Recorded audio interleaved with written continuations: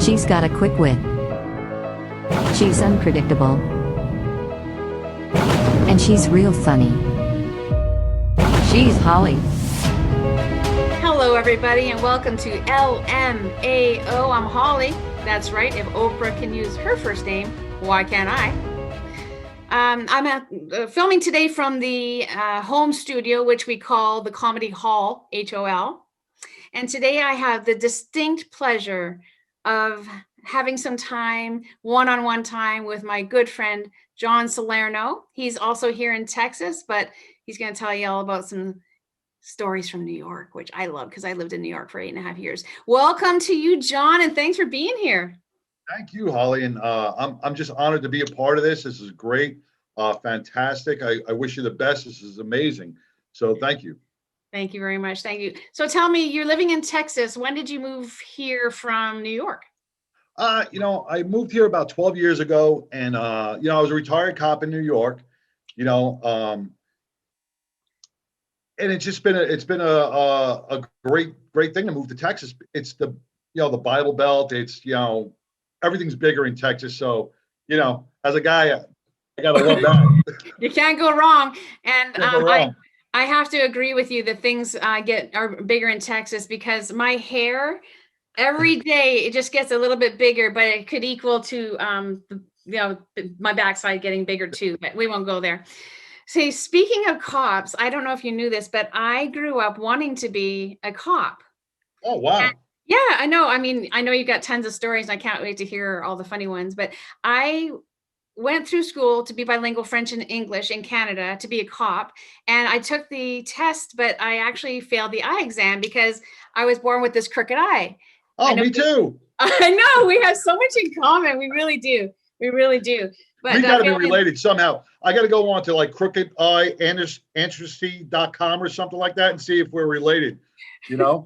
We may be. I tell you, as a comic with a crooked eye, it makes it so difficult to do crowd work because you start talking to somebody, they don't know who the hell you're talking to, and everybody looks at you, but it keeps you from getting beat up.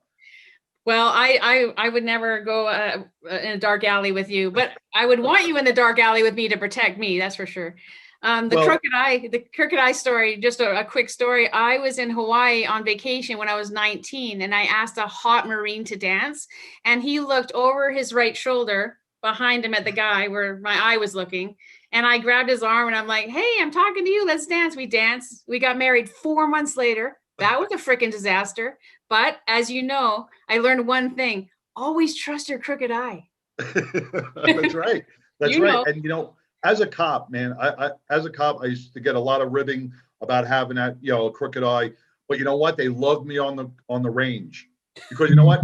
I shot 100 all the time.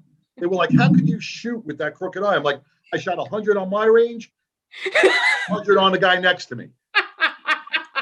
Yeah. That's awesome. I mean, seriously though, that's always one of my questions is like, how do you close one eye? Like, I don't know if I should say this on the show, but I will. When I go for my driver's license test and they say, look and read you put your face in, you have to read the left side, right side. They're like, read the right side. I'm like, well, there's nothing on the right side. So I always have to cover cover my left eye so my right eye will move and I can actually read the numbers and letters. So I know. I do the same. But you know what? I don't know about you, but growing up, I was the only kid on the block where his mother didn't have to yell, look both ways before crossing the street. That's a good one. I love it. I love it. I love that. I got to tell my mom. Oh, my mom was going to love that one too.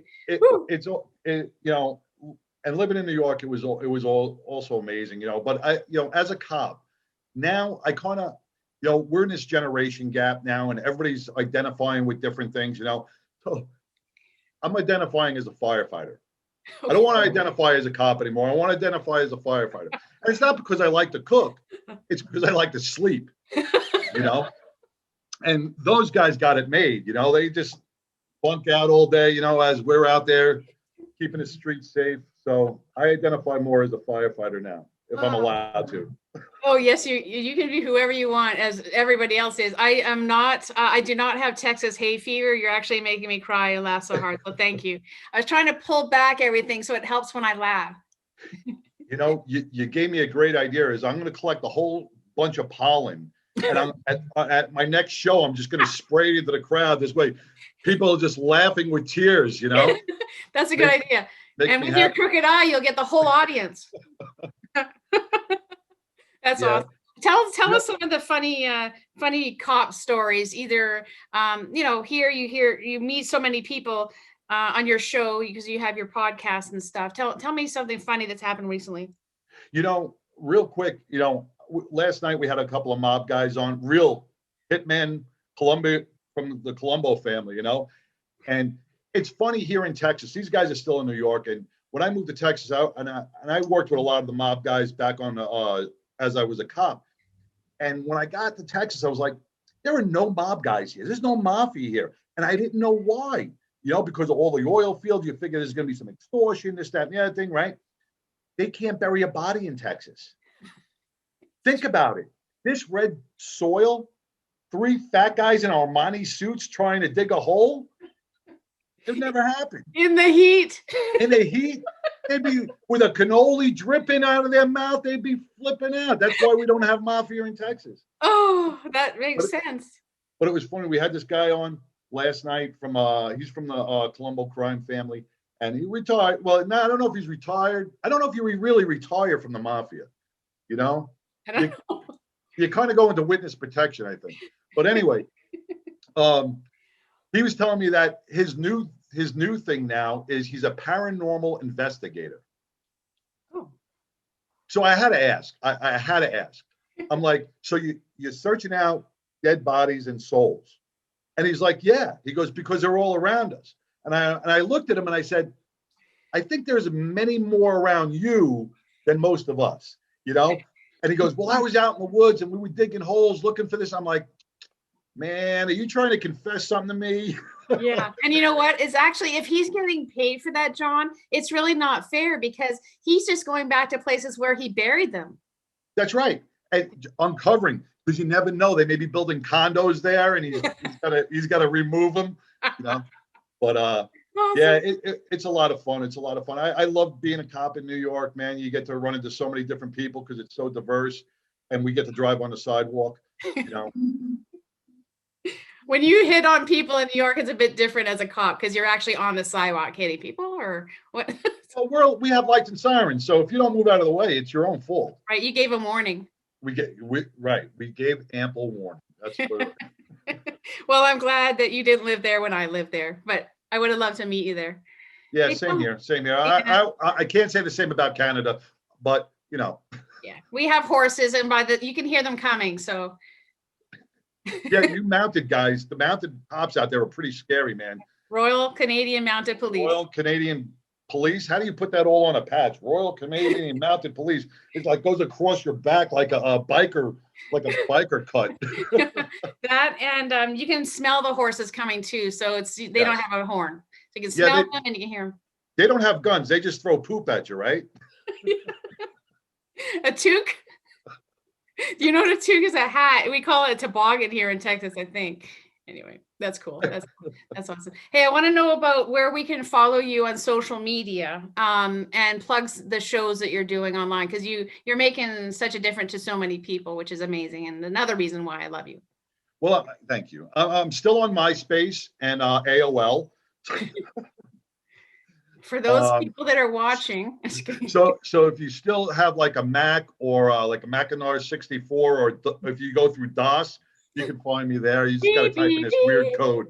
But no, I am on Facebook. You can follow me on Facebook, the 99% Radio Network, or on Mad Radio, on the Mad Radio Show. Mm-hmm. Any one of those platforms you can catch me on. And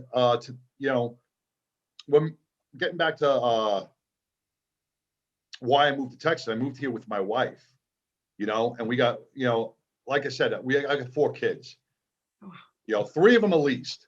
They came with the marriage. They're like the bad cup holders when you buy a used car, the ones that you never use, but you're not going to turn down the car because it's got cup holders in the door, right? Yeah. So. That's great. Hey, how about shows? Are you doing any live shows? Yes, tonight. Actually, tonight we're doing a show over at Six Springs Tavern over in Richardson. Can't wait. It's called Ha Ha Laugh. got some great lineup of comics, and I'm going to be there. But you know, come out and see us, man. It's a lot of fun. We're getting out of a pandemic. We need to heal. We need to laugh. We need to, just our mental stress is too much. We got to get out there and support our community, support our comic community, and just smile every once in a while. I agree. I totally agree. Can we talk just a little bit about your class that you do, and then you have the comedians at the end? I'm sorry, I don't remember the name. Oh, After Say Lies, maybe. Yeah, well, it's the badge of honor. Yeah. It's our 501c3 badge of honor. We do healing our heroes, and we found out through laughter. Laughter heals our first responders and our veterans, and it releases endorphins. It releases so many chemical stimulants in your brain that it really heals the post-traumatic stress. So what we brought into our program, our workshops, is we're bringing in comedy at the end. This way, it's not all about the stresses of why you were injured. Then you leave there smiling and happy, and you're feeling a little bit more relieved. And our comics are amazing. I know you and Kim did one, and we had such a great response, and we're going to be doing those again real soon. That's awesome. It was an amazing, just to be honored to be invited, to be surrounded by that many men in uniform and women. Well, for that reason too. Stop laughing, but you know what I'm talking about. All right. Or out of uniform, it doesn't matter. I did mention that when I walked in and took the stage. That's correct. I did. And I don't have a preference really. I just, yeah. Anyways, I would like to have you say if you have like a closer joke or something, that just so you can leave us on a funny note before we sign off. Yeah, let's see what's a good one. Where can we go from here? When I do my set on stage, it runs concurrent, so it's kind of hard to just jump in the middle. I know. And no jumping. That's one of the big things with comedy is when people come up to you and they go, "Hey, you're a comic, tell me a joke." It's like, yeah, really, there's an art kind of behind it, but as a closing joke, I don't have one right off the top of my head. How about with your daughters? You said something. You were so funny the last time I saw you. I mean, you're always funny, but when you were on stage the last time, it's okay. I know you have a ton of stuff, and you're just funny. Just talking to you, amazing. Well, I already brought up that I'm married, and I still live at home at 54 years old. But now you caught me off guard, Holly. That's good. That's what I try to do. You're all flustered. Hands above the table. I got so many things going through my head right now. But you do. Let's see. I got the Mafia jokes, which I just did. The police jokes. I am so sorry. Yeah, Where am I it's going to totally go fine. with this? Don't be sorry. You're hilarious, and I know you have a ton going on. I just know how busy you are, and to take the time to spend time with me today on LMAO is. Thank you so much. I really appreciate it. Thank you, and it's been an honor. And I stalk you in person, but also on your social media. So continue to be you. Love you tons, and thank you. Thank you. You're welcome. And good luck with everything. Thank you so much. LMAO. Appreciate it. This has been LMAO with Holly. And thanks to my good friend, John Salerno. Stay tuned for another show coming up soon. Thank you so much. LMAO is sponsored in part by Pilates in America. Your Pilates class you can take in the comfort of your home. Go to pilatesinamerica.com for details. This has been a presentation of LMAO Productions.